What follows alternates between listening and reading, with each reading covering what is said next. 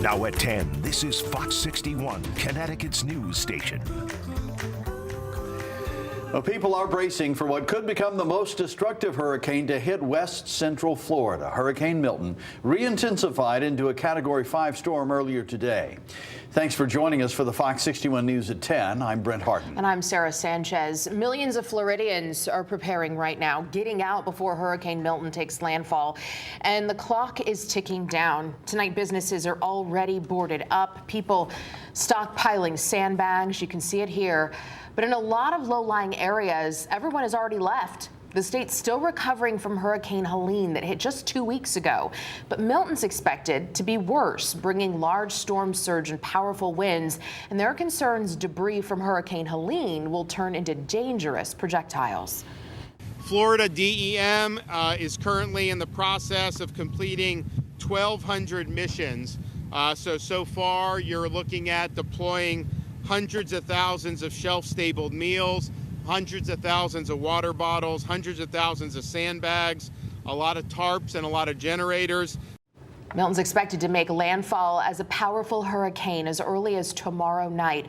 Florida Governor Ron DeSantis has declared a state of emergency for 51 of the state's 67 counties. Now, as we said, Hurricane Milton had been downgraded to a Cat 4, but this afternoon re-intensified. Now let's check in with Chief Meteorologist Rachel Frank. So Rachel, where is Milton tonight? We're still in the Gulf of Mexico here and still a ways away from Florida. And yes, as we mentioned before, making landfall as we head towards or even after this point later tomorrow night. Winds of 165 miles an hour. Here's where the storm will be located as we head through tomorrow afternoon. Again, weakening into a Category 4 hurricane.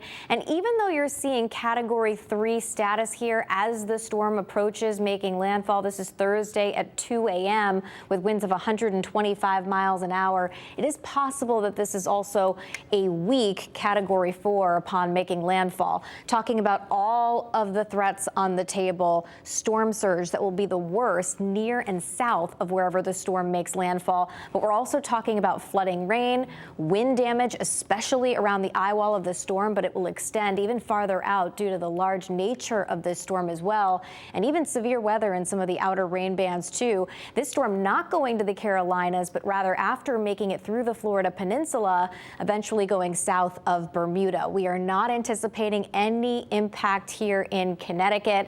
And the other thing I wanted to stress is that hurricane force winds may be felt all the way in Orlando and Daytona Beach as the storm ends up crossing Florida.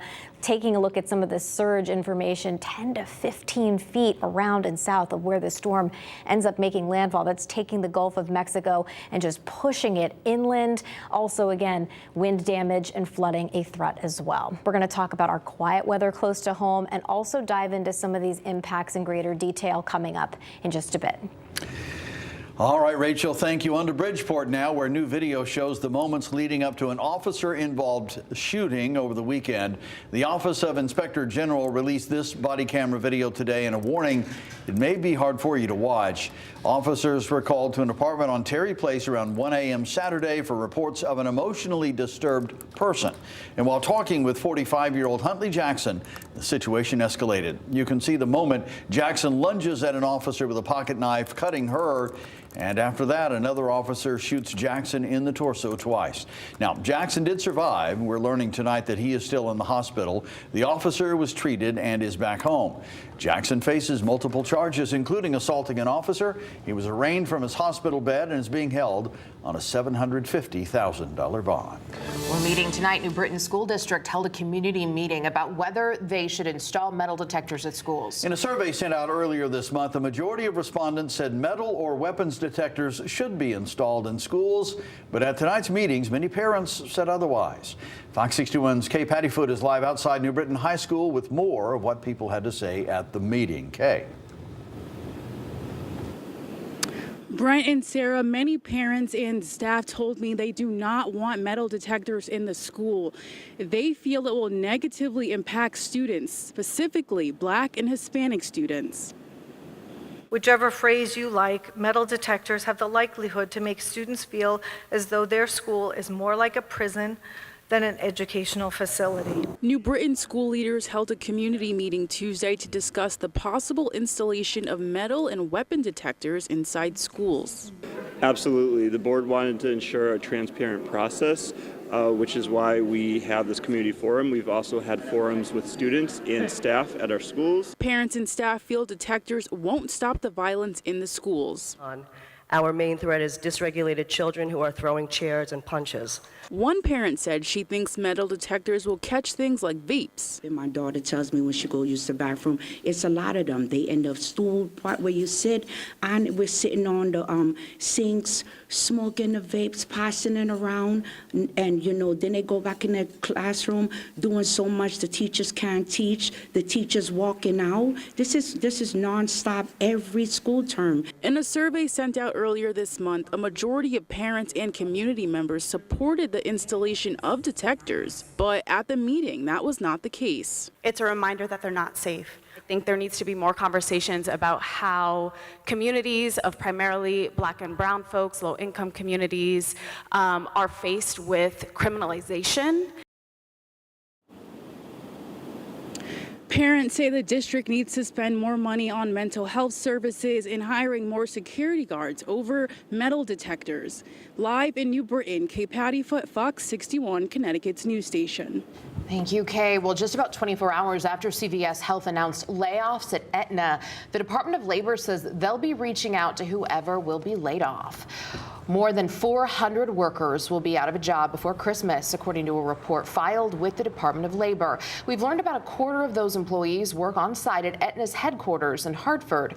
The others are remote workers.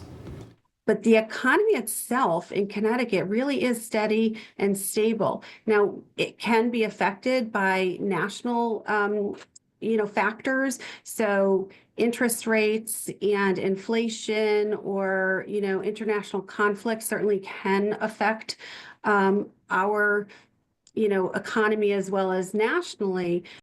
Those workers will get help filing unemployment and finding a new job from the Department of Labor. Well, Connecticut is pushing forward in the ongoing fight against TikTok. Attorney General William Tong announced Connecticut is joining a multi-state coalition to take action against the social media platform. 22 states are a part of this effort to force TikTok to comply with an ongoing investigation into how social media plays a factor in mental health among youth. Connecticut has taken action against other social media companies, including Meta, which drives Facebook and Instagram.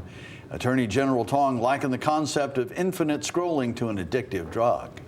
The developer of infinite scrolling called that behavioral cocaine, meaning they know that it's addictive and they purposefully go out there to get young people addicted, and then they see content they shouldn't see that makes young people not just feel bad about themselves and have mental health issues, but it can lead to depression, self-harm, and worse. The original order is coming out of Tennessee, urging TikTok to provide relevant evidence for this investigation. A beloved business in Naugatuck's closing its doors for good.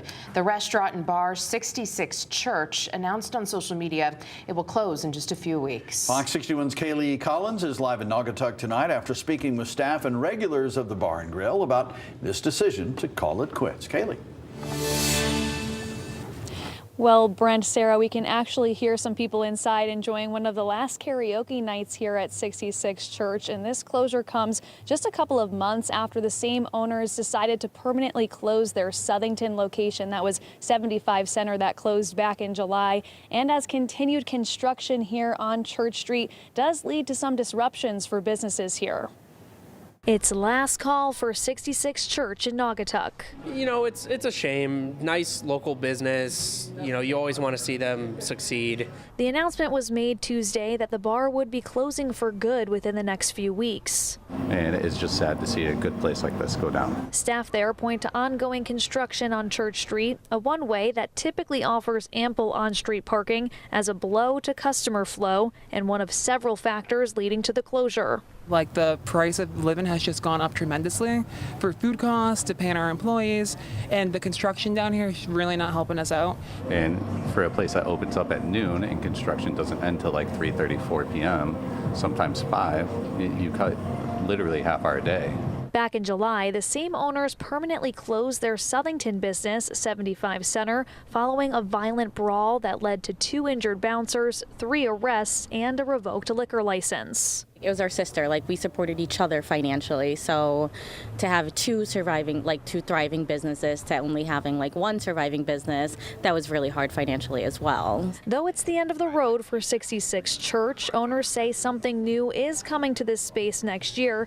In the meantime, patrons and staff reminisce on nearly a decade's worth of memories. It's definitely really hard. Like I'm really close with the owner, Johnny, and this place literally changed my life, like for the better. It's a long road. You know, downtown Naugatuck for a long time had really no real draw. This place was the original draw downtown, drawing people. So it's a shame to see it go, and I'm looking forward to see the developments that come up in the future. Now, we did reach out to Naugatuck Mayor Pete Hess, who said that this construction here on Church Street is long overdue and actually part of an expedited process here in the downtown area to revitalize and revamp and hopefully continue to grow in the future. Reporting live in Naugatuck tonight, Kaylee Collins, Fox 61, Connecticut's news station.